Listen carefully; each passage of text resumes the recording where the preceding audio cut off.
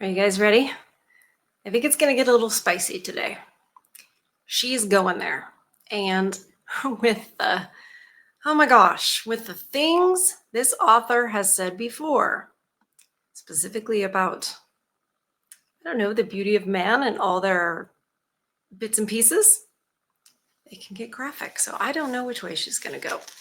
But we are plodding right along, reading together and analyzing this 1971 book,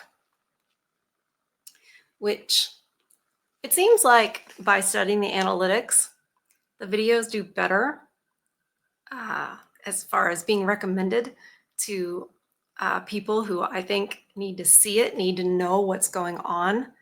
I don't want men to continue to be manipulated and not know it. You know, if they're out there and they've never heard of red pill, or they don't know what women are capable of and what they're doing all over the place. They don't realize how widespread it is. And so I wanted the video to go as far as possible. That's why if this is your first time here and you've stumbled upon this video, it's probably because I hashtag dating advice for men.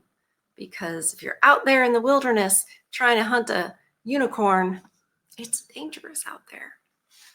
So welcome back. Hi, welcome back to Far From Eden. Speaking of sharing this information with as much men as possible, please hit that like button. It also helps the algorithm and getting shared. I'm glad that men who've never heard of red pill or never been told how they're being used and how bad it can be are hearing this message. And I know they are from my emails and my comments. So I thank you guys. I try to respond to as many of them as possible. I really appreciate all of your feedback. It helps me do a better job. So this chapter is called Sex as a Reward. Okay, here we go. Every method of manipulation is based on the carrot and stick principle, whose applicability depends to a large extent on the ratio of physical strength possessed by trainer and trainee. When dealing with the young, the carrot is favored as a means of control. It has the advantage of maintaining children's trust. I guess that's true. It's quite heartless and cold. But Ms. Villar did say in the last chapter that women lack feelings. So, you know, I think she has a definite point there when you compare it to men and the songs that they've written, you know, and all of the things, not just songs, poems, literature. You don't see that coming from the other side. So we know who's the romantic side and who's not. And we know who's taking advantage of that.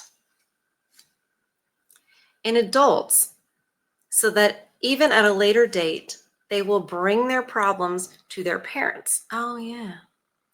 And so the process of manipulation is continued. This is much more effective than to start with the stick. If a captive dolphin has learned to do a trick well, its trainer throws it a fish. Because the dolphin wants to eat it, it will do whatever is asked of it. Man, however, since he earns money, is quite capable of providing his own food. It would be impossible to bribe him in this way. I bet she could have never seen, she would have never, well, maybe she would have anticipated the sort of hag maxing thing, or what used to be called cougars, right? The older women, like middle-aged women who, you know, can't really find men their own age. A lot of them have wised up, and they want a fertile woman who doesn't have all the baggage and everything.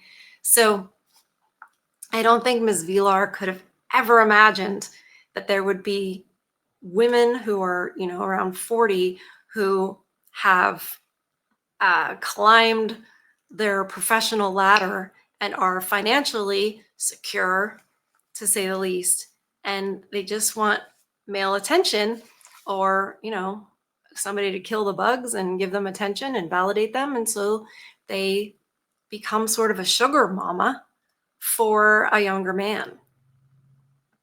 This was 53 years ago. And in one way, that seems like a very long time. Sorry, if this is your first time, this book was written in 1971. So in a way, it's sort of like, wow, that was a long time ago. But in the grand scheme of things, no, not really. It's the blink of an eye when you look at all of human history. And to see where it was in 1971 and where it is now, as far as the way that men and women deal with each other, it just happened so fast. And I think that's part of the way that it was able to happen. Because if men had known what they know now about being manipulated, about being used, about the women not really having the feelings or emotions that they claim to have about men, if men knew that back then, and they understood how, feminism getting kicked off in the mid 19th century, some people say before, they would have realized and would have had the foresight to see where this was all headed, to where there are no nuclear families anymore, hardly, compared to 53 years ago. How feminized men have become and how masculinized women have become. If they had known how they were really being used and manipulated, and how competitive women are with them, etc., and that it wasn't just about women's rights and being equal, and it's clearly for extra privileges for us. If they had been able to realize this, I think they would have put a stop to it. I don't think they would have allowed it to get to this point. But, we've sort of fallen too far now. It's to this whole system, and the degradation of society is too propped up by the state and the overlords, because it weakens the people, strengthens them. I mean, family court does that. Family court takes money from men, takes the kids from the man, and makes the state the father. And that is far too much control for my liking.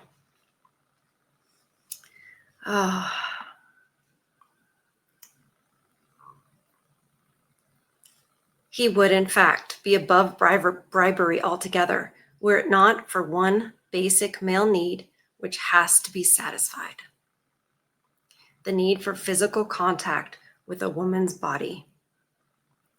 This need is so strong, and its fulfillment gives man such intense pleasure, that one suspects that it may be the prime reason for his voluntary enslavement to women.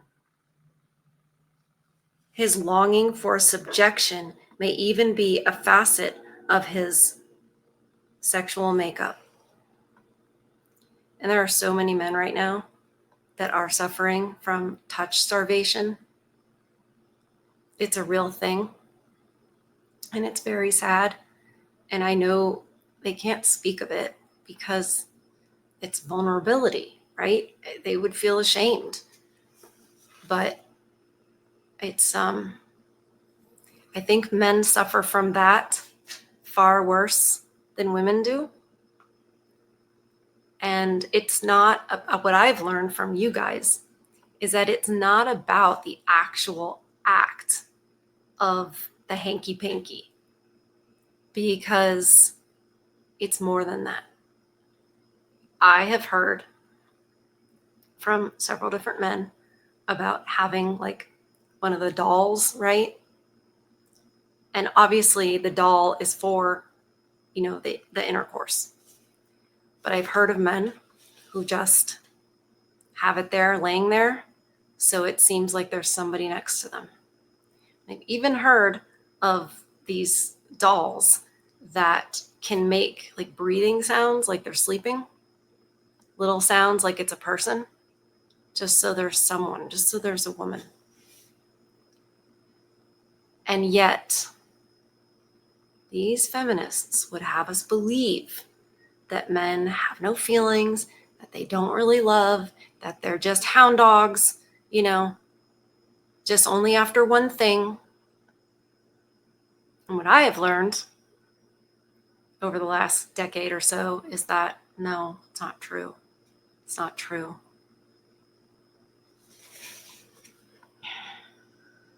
It's so sad.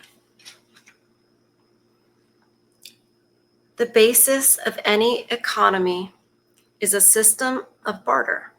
Therefore, someone demanding a service must be able to offer something of equal value in exchange for it. But a man must fulfill his sexual desires, and since he tends to want to possess exclusive rights over one female private part, the prices have risen to an extortionate level. Right? I deserve the princess treatment. I want this, that, and the other. Only a 5-star restaurant. He has to be over 6 feet. He has to, I realize that not every woman has all those standards, but it's ridiculous how many do.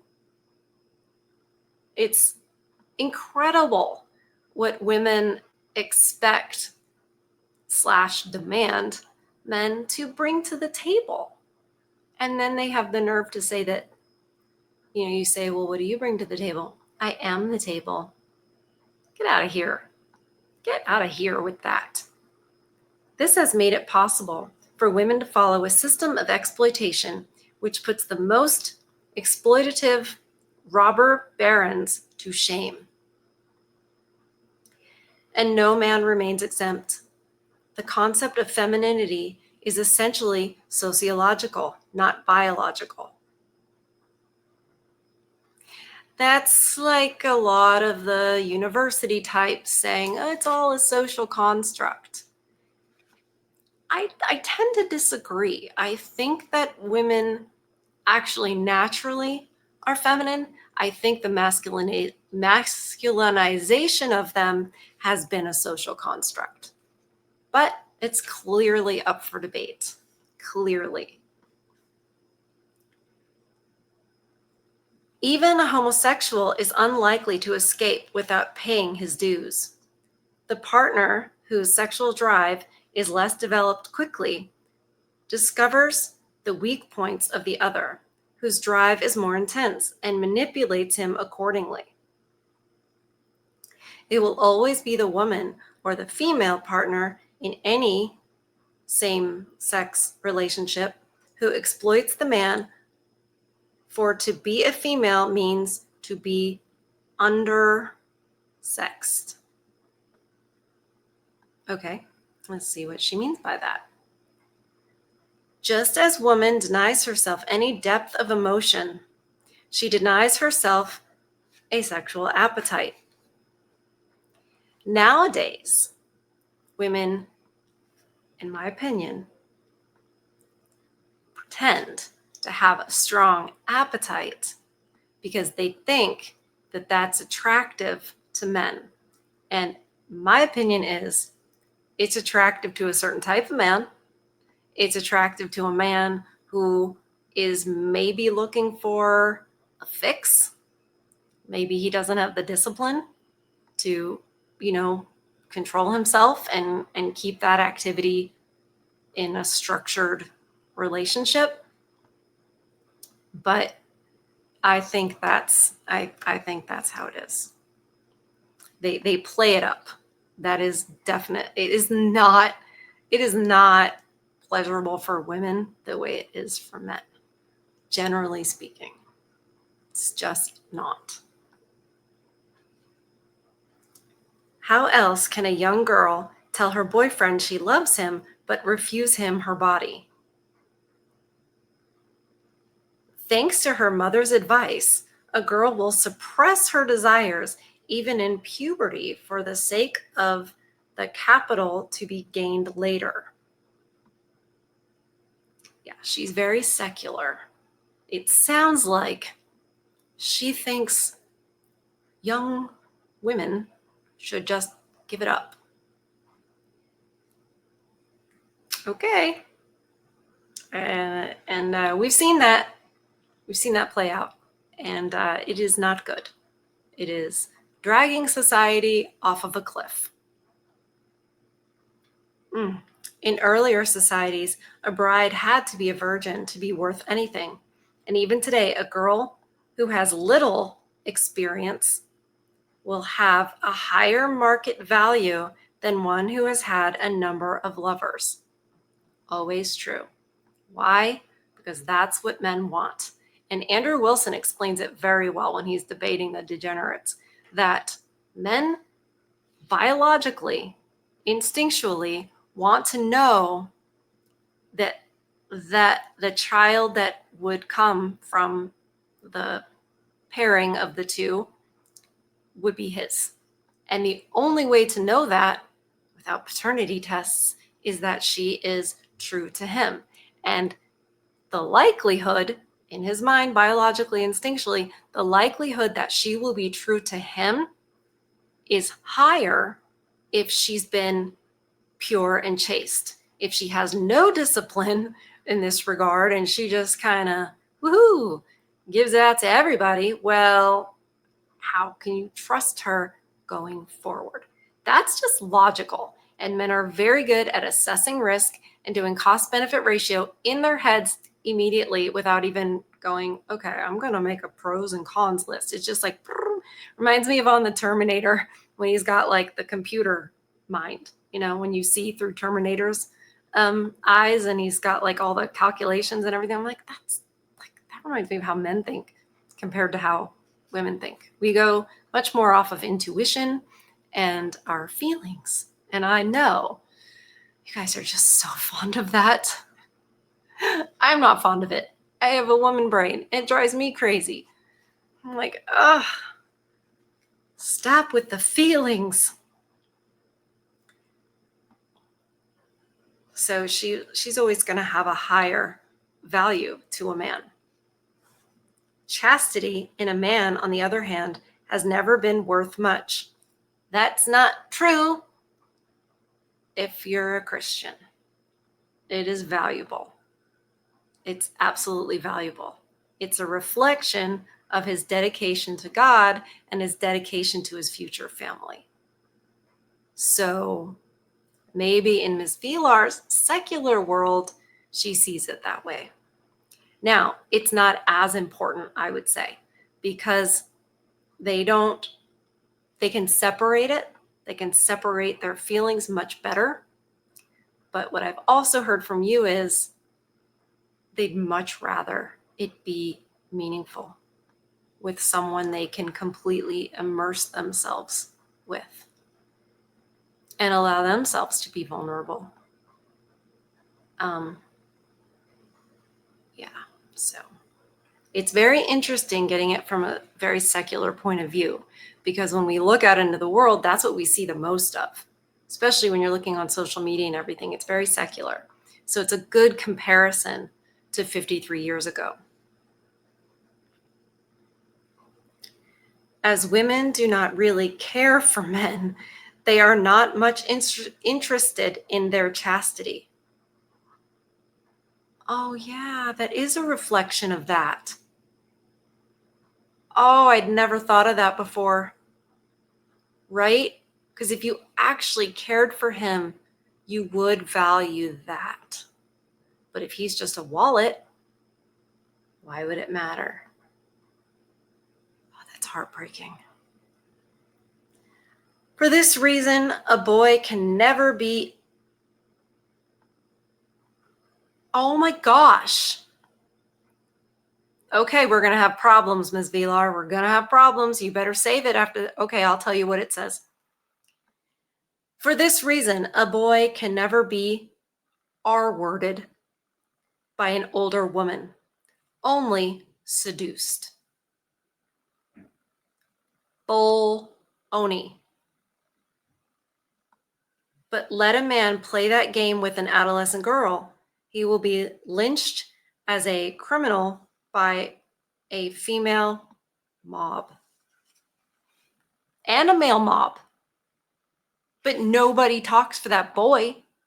It's like, oh, I wish I had a teacher like that when I went to school. I'm telling you, these women couldn't behave like this unless they had enablers, unless they had male enablers. And we call those simps. Disgusting. And that's the thing. She misses the mark in so many places in my mind.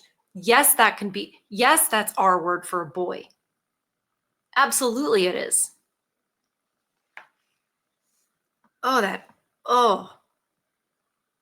A man could, of course, condition his hanky-panky needs as easily as a woman. I got to start saying hanky-panky because YouTube's going to be like, this is a little too much. As easily as a woman, provided his training started at a very early age. I think their physical biological need is stronger than a woman's. So again, sufficient proof of this are monks, the majority of whom survive without hanky-panky satisfaction. Nobody will seriously maintain that they are all eunuchs. And that's when we go, okay, 53 years ago was a long time ago. No, they're very disciplined. They're actually that disciplined. She's insulting men to say that that doesn't take an extreme amount of discipline and sacrifice for the Lord. But she's unaware of such things.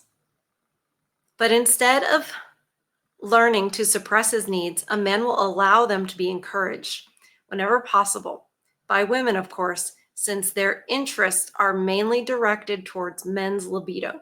That's true. Women will seduce men, flirt with men and stuff like that because they know that it is going to put that thought in the man's mind and initiate the chase, right? And he might not even be aware of that. She's initiated the chase with the way she dresses, with the way she talks, whatever. And initiating that chase, what happens is now she's got you. She's got you on the line. And now she can start to get things out of you because your lizard brain, that's just your instinctual brain that, doesn't really think, reason, etc., just goes for the primal instincts, starts to say, well, I'll do this, I'll do this, I'll do this. And you're giving and you're giving and you're giving. Dates, presents, attention, validation, because the chase has been initiated by her acts of seduction. She may not have any intention of ever following through with a relationship or where that seduction leads, but she understands I've initiated the chase and now you're following me and now you're trying to get me. So she kind of dangles the carrot to get more carrots from him. But she's well aware of what's going on and he's not.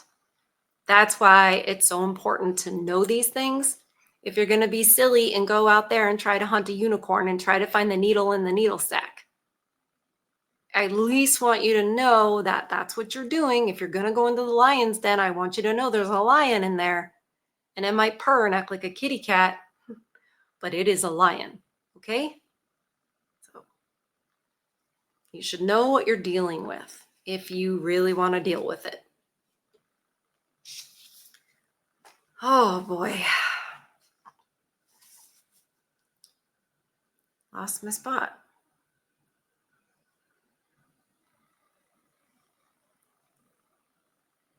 Yeah. Since their interests are mainly directed towards man's libido, because that's how they can control you the easiest. Man is never dressed in such a way as to awaken bedroom fun desire in the opposite gender, but it is very much to the contrary with women. By the age of 12, she is already disguised as bait. Her words, not mine, but have you seen the way middle school girls dress sometimes? The curves of her chest and hip are exaggerated by tight-fitting clothes, and the length of leg, the shape of calf, and ankle are enhanced by transparent stockings. Her lips and eyes beckon, moist with makeup, her hair with gleaming tints. And to what purpose, if not to stimulate the male to ever-increasing, everlasting bedroom fun desire? Exactly what I was talking about. She will offer her wares like goods in a shop window, apparently so near and at a price so easily obtained. No wonder men think there is no greater happiness than to make enough money to pay for such tempting merchandise. And that's why women think they're the table, because they think, well, I'm here. And you get to have bedroom fun with me sometimes when I decide. Like, that's it. I think men, if they can learn to control their libido and not get hooked when a woman is doing her seduction routine, that is going to be a huge amount of strength for you going forward. It is so much harder for a woman to manipulate you if you can control your libido and those desires, because then she can't get you hooked. It's probably the best thing you can do to not get manipulated. Yes, it's important to not let the tears affect you when she cries, but don't let the seduction affect you either. And I know that is extremely difficult, but it will empower you and protect you in humongous ways, just giant ways. All right, we were talking about a 12-year-old. Okay. And the makeup, She will offer her wares like goods in a shop window, right? Lacking money, or at least lacking the prospect of it, a man will have to do without a woman, and consequently, without bedroom fun. Nevertheless, the relationship between the sexes involves a credit system. That is, women are prepared under certain circumstances while the husband is still in training for his profession, to earn their own money more or less as a loan against future earnings, and to place their bodies at his disposal. In this case, the interest rates are proportionately high. The profession for which the man is preparing during the time must promise an income lucrative enough to make the woman's investment worthwhile. Yeah. In general, it is axiomatic that a woman will be expensive in direct proportion to the attractiveness of her secondary sex characteristics. Hence, if one man meets another with an especially attractive wife, instead of being depressed, he should consider how much money the woman is liable to be costing her husband. And I know you guys know you can look at a woman and go, well, she looks expensive. It would be more economical for a man to satisfy his bedroom fun needs with a professional woman who does that instead of rushing into marriage. Lady of the night, in the conventional sense, strictly speaking, most women belong in this group. Oh my gosh.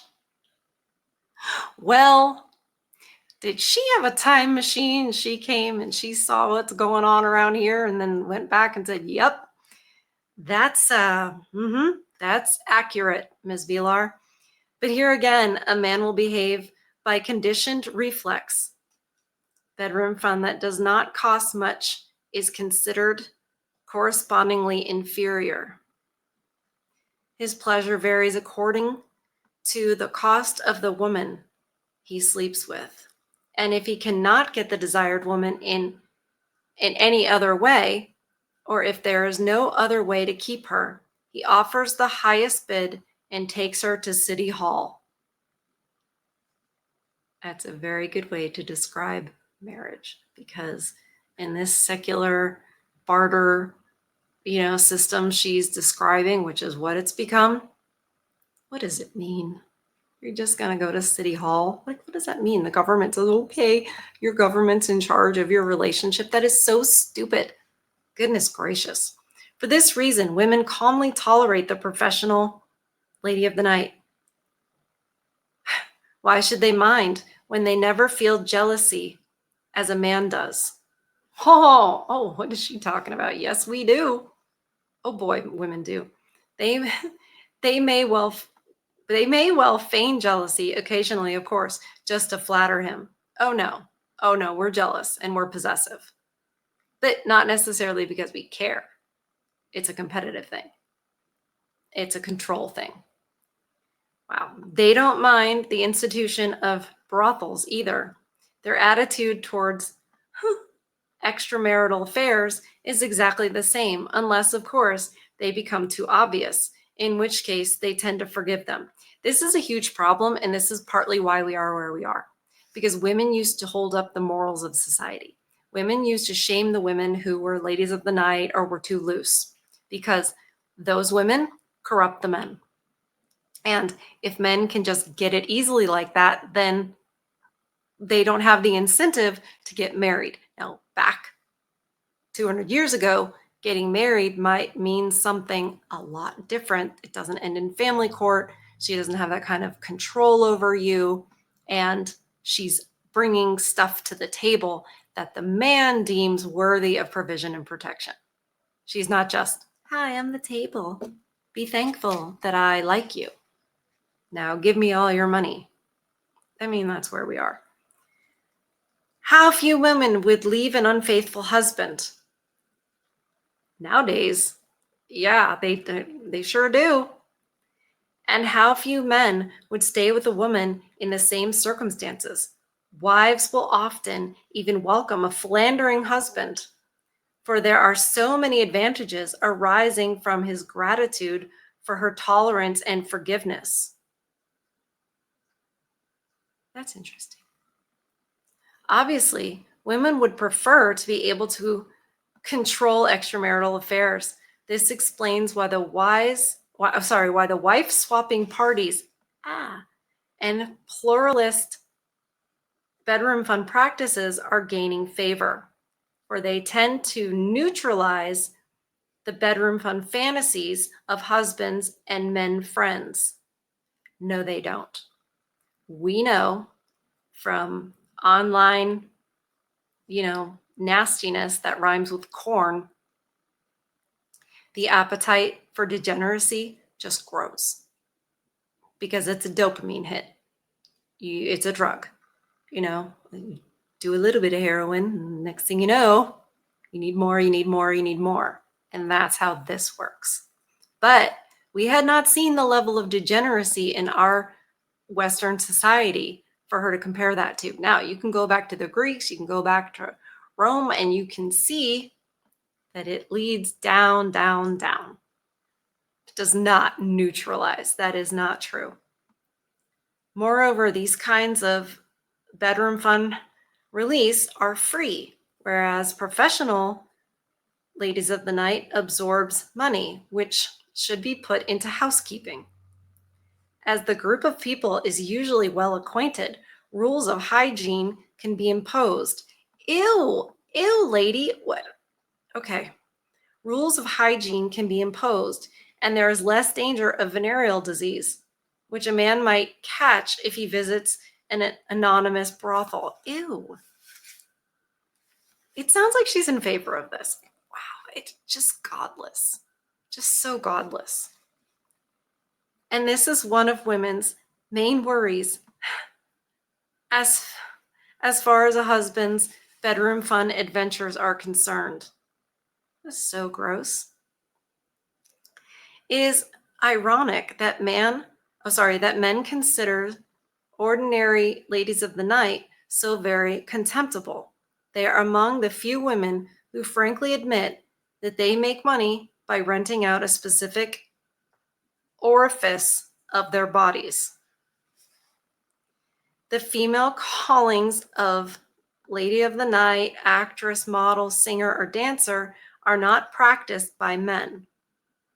But whereas actresses, singers, dancers, and models work with safety nets being the men who catch them when they don't feel like working anymore, a lady of the night has no such recourse. You guys have seen the OF chicks who are like, no, I'm ready to get married, or one day I'll get married. And it's like, I don't think you're going to. I don't think you understand what you have done. And if you do, I would question that guy. It's just not likely to happen. Not likely to work out well. When she is tired or ill, there is no one there, waiting hopefully for the time when he will be allowed to support her. No man in our society would allow a lady of the night to exploit him as a fashion model, for instance, could. Women, too, despise the common lady of the night, but for a different reason. They despise her for her stupidity. A woman who sells her body so ineptly is shockingly stupid by female intelligence standards. I mean, it's kind of true if you're just looking at it economically. You're getting some money, but do you understand that if you're a wife, especially back in this day, you could just have the one guy and you could have a house and you could have, you know what I mean? Now, I'm not saying you should, because that's exploitation. If you're not bringing things to the table, if you're just resting on all the modern conveniences and you're not homeschooling your children and you're not growing a garden and you're not, you know what I mean? You're not doing the extra things and filling up your day to support the household, then yeah. I mean, there's a lot of women that could just do that rather than sell themselves. So it is stupid on an economical level. And even if you're doing all the extra stuff as a wife, that's so much better than being a rental lady of the night. They admire only such women as are able to exact an exorbitant price for their favors. For example, those who marry Rothschilds, Aga Khans, or Rockefellers. They have impressed on men the concept that being a lady of the night is a sordid profession to intimidate men who otherwise might one day be able to draw parallels. Isn't that interesting? The female principle of sex as a reward does not vary from woman to woman. They all offer themselves to a man, stress their charms, and then, providing he has performed his tricks satisfactorily, like a trained dolphin, as she referred to in the beginning, reward him. And since they never cease to keep him in a state of excitement, he will demand the reward again and again. They use the seduction to initiate the chase, even within a relationship, because that's how they get things. And they know it. Every woman knows it. I had a man yesterday ask in a comment, do the women train, or was in the chat last night, do the women or do the mothers train the daughters to, manipulate like this? And I was like, I thought about it and I thought, no, it's natural. We just naturally learn it a lot of times as young as being toddlers, just how to manipulate, just what works, what gets us what we want. And it's not conscious. And you got to put a stop to it. The mother needs to call it out, because a woman knows. A woman knows. We know how manipulative we can be. We know. We see it when another one's doing it. We really do. Oh, it is only men with reduced sexual potency who can afford to make do with sporadic affairs and live the life of a hippie year after year without feeling the need of a regular reward. One of the results of this female system of sex rewards is that a man with strong bedroom fund needs must be more obedient to women than others, right? It's a weakness and a vulnerability in you guys that we exploit all the time. Look at the advertisements for dynamic, enterprising, energetic, enthusiastic young men, so much in demand in business. Yep. What are such men, in fact, but dependent on the bedroom fund? Psychopaths who have set their standards in women too high. Why else would a man use all his energy and imagination to sell a particular commercial product only for this reward? The whole world outside his office window beckons him with the promise of adventure, yet so strong is his sex drive that he gladly forgoes all that is there and instead buys himself a woman with his hard-earned money. But even if he calls her his adventure, she will never be substitute for what he has lost. When and if he meets her, everything will follow the strict system of supply and demand with its rigid rules and almost total lack of surprise. By the way, if you're enjoying this video and you haven't already, please smash that like button.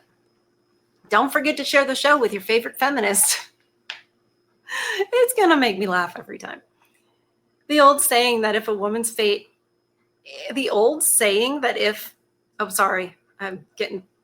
is insane. The old saying that a woman's fate is her body is true insofar as fate has a positive meaning. Well, I've never heard that saying. Have you guys? But in the negative sense, it is better applied to men. After all, a woman profits from her anatomical peculiarities whenever she can, while a man is an eternal slave to his. Oh my gosh. That is so true. I'm going to read that sentence again. After all, a woman profits from her anatomical peculiarities whenever she can, while a man is an eternal slave to his. The male erection is so grotesque to a woman that the first time she experiences it, she can hardly believe her eyes. I'm telling you, these pics, these ding-dong pics that get sent, there is no way. I will not believe that most women or never will believe that it's attractive, that they're like, yeah, this is hot. No. They like the attention. They like knowing that somebody wants them that much, they would send that. They are not attracted to it. It's just not how our brains work. We're not the same as you guys. Okay.